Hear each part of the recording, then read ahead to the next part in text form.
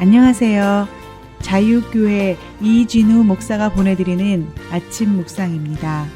오늘도 예수 그리스도의 향기를 내는 복된 하루가 되시길 바랍니다.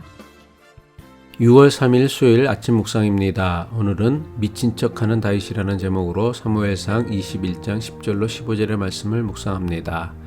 그날에 다윗이 사울을 두려워하여 일어나 도망하여 가드왕 아기스에게로 가니 아기스의 스녀들이 아기스에게 말하되 이는 그 땅의 왕 다윗이 아니니이까 무리가 춤추며 이 사람의 일을 노래하여 이르되 사울이 죽인 자는 천천히요 다윗은 만만히로다 하지 아니하였나이까 한지라.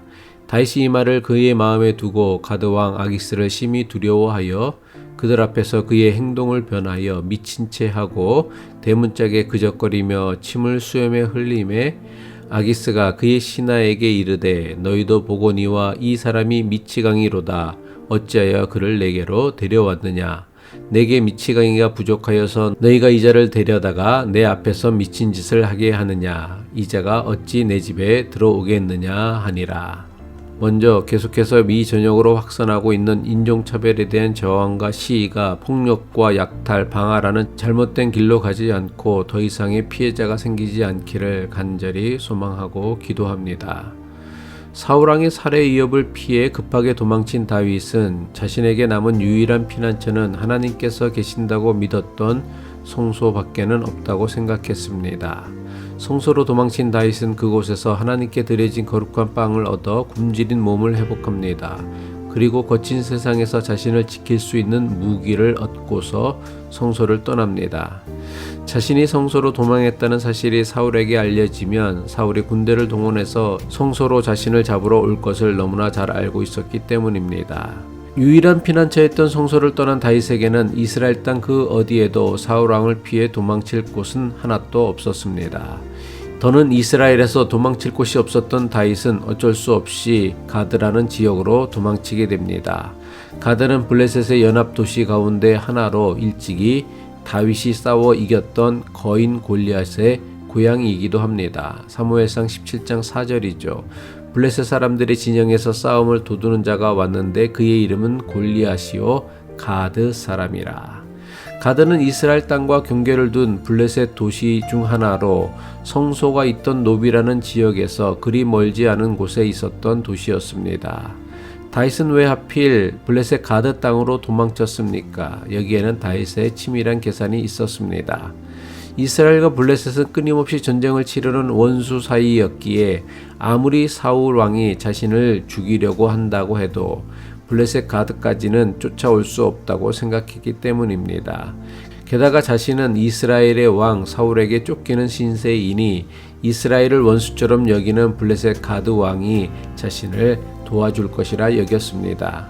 하지만 이러한 다윗의 계산은 반만 맞고 반은 틀렸습니다. 다윗의 예상대로 사울왕은 블레셋 가드 땅으로 도망친 자신을 쫓아오지는 못했습니다. 하지만 블레셋 가드왕 아기스는 다윗을 환영하지도 도와주지도 않았습니다. 오히려 다윗을 죽이려 했습니다.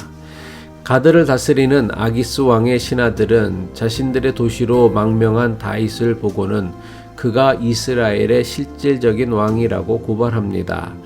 이스라엘 사람들은 노래하기를 사울이 죽인 자는 천천히요 다윗은 만만이라고 노래를 부르며 장차 다윗을 이스라엘의 왕으로 세우려 한다고 여긴 것입니다. 다윗은 여인들이 부른 이 노래 때문에 사울에게 미움을 받고 쫓겨났는데 블레셋 가드 땅에서도 이 노래 때문에 죽을 위기에 처하게 된 것입니다. 사무엘상 21장 11절이죠. 아기스의 신하들이 아기스에게 말하되 이는 그 땅의 왕 다윗이 아니니이까 무리가 춤추며 이 사람의 일을 노래하여 이르되 사울이 죽인 자는 천천히요 다윗은 만만히로다 하지 아니하였나이까 한지라. 아기스의 신하들은 당장이라도 이스라엘의 영웅 다윗을 죽여 골리앗의 복수를 해야 한다고 했습니다. 다윗은 가드왕 아기스가 자신을 죽일 수도 있다고 생각하자 심히 두려워졌습니다. 두려움에 사로잡힌 다윗은 절박한 위기에서 벗어나기 위하여 갑자기 자신의 행동을 바꿉니다. 다윗은 아기스 왕 앞에서 미친 사람 흉내를 내었습니다. 대문에다가 이상한 글로 낙서를 하고 자기 수염에는 침을 흘리며 이상한 소리를 내었습니다. 사무엘상 21장 13절이죠. 그들 앞에서 그의 행동을 변하여 미친 채 하고 대문짝에 그적거리며 침을 수염에 흘리매 다윗의 미친 흉내에 아기스 왕과 신하들 모두 깜짝같이 속았습니다. 그래서 골리앗의 원수였던 다윗을 죽이지 아니하고 그냥 내쫓아 버렸습니다. 당시 사람들은 미친 사람은 악령이 들었기 때문이라 여겼습니다. 그리고 미친 사람을 죽이면 그 악령이 그 사람을 죽인 사람에게 들어간다고 여겼습니다. 그래서 미친 다윗을 죽이지 못하고 쫓아내고 만 것입니다. 그렇다면 다윗은 어떻게 순식간에 모든 사람을 속이는 완벽한 미친 흉내를 낼 수 있었던 것일까요? 다윗이 악령에 든 미친 흉내를 완벽하게 낼 수 있었던 데에는 악령이 들어 갑자기 행동을 바꾸는 미친 사람을 가까이서 자주 보아왔기 때문입니다. 다윗이 가까이서 자주 보았던 악령이 들어 갑자기 돌변하였던 사람이 누구였습니까? 그는 바로 사울왕이었습니다. 사울왕은 악한 영에 사로잡혀 갑자기 미친 짓을 했고 이런 사울왕을 악기를 연주하며 치료해 주었던 사람이 바로 다윗이었습니다. 사무엘상 16장 23절이죠. 하나님께서 부리시는 악령이 사울에게 이를 때에 다윗이 수금을 들고 와서 손으로 탄즉 사울이 상쾌하여 낫고 악령이 그에게서 떠나더라. 다윗은 사울왕이 악령에 사로잡힐 때마다 악기를 연주하며 사울왕을 치료해야 했습니다. 아무리 왕이라고는 하지만 갑자기 돌변하여 미쳐버리는 사람을 돌본다는 것이 그리 내키는 일은 아니었을 것입니다. 어쩌면 악령에 사로잡혀서는 이상한 행동을 하는 사울왕을 볼 때마다 다윗은 자신이 왜 이런 일을 해야 하나 생각했을 수도 있었을 것입니다.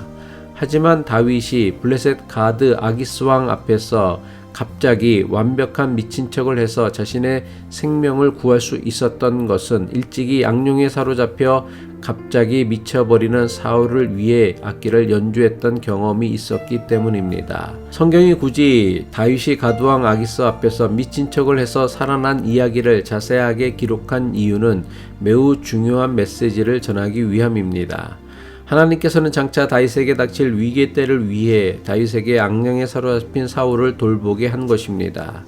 저는 우리 인생도 마찬가지라 생각합니다. 인생을 살다 보면 자기의 생각이나 의도와는 상관없이 경험하지 않아도 될 것 같은 힘든 일이나 어려운 일을 경험할 때도 있습니다. 그때마다 우리는 내가 왜 이런 일을 겪어야 하나 속상해하며 심지어는 하나님이 원망스러울 때도 있습니다. 하지만 당장은 내 인생에 없었으면 하는 일들이지만 잘 참고 견디고 인내하다 보면 언젠가는 그것이 내게 반드시 꼭 필요하고 유익한 일이 되기도 합니다. 살면서 겪어야 했던 불행한 경험이나 불필요하다고 여겼던 경험이 우리가 예상하지 못했던 위험하거나 절박한 순간에 우리를 살리는 능력이 되기도 합니다. 일찍이 다윗이 참고 견뎌야 했던 불쾌한 경험이 죽을 위기에서 자신을 구하는 놀라운 경험이 되게 했습니다. 이것이 우리를 도우시는 하나님의 방법이며 은혜입니다. 내가 어쩔 수 없이 겪어야 했던 힘들고 고통스러운 경험이 나를 괴롭히는 트라우마가 될 수도 있지만 결정적인 위기의 순간에 나를 살리는 경험이 될 수도 있습니다. 이것이 하나님을 믿는 사람에게서 나타나야 하는 믿음의 능력입니다. 기도드리겠습니다.